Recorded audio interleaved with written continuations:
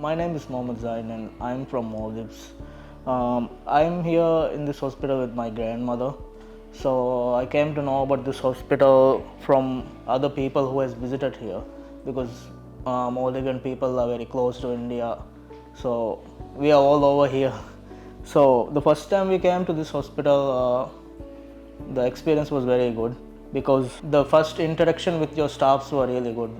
They were like really helpful with us. After the surgery and before that, during the consultations, my grandmother even told us the doctors, the nurses, and everybody were like they were valuing the patient, like it was like their family member. So overall, the experience has been really good in the hospital, and I think this is a very good choice for somebody who is coming for medical.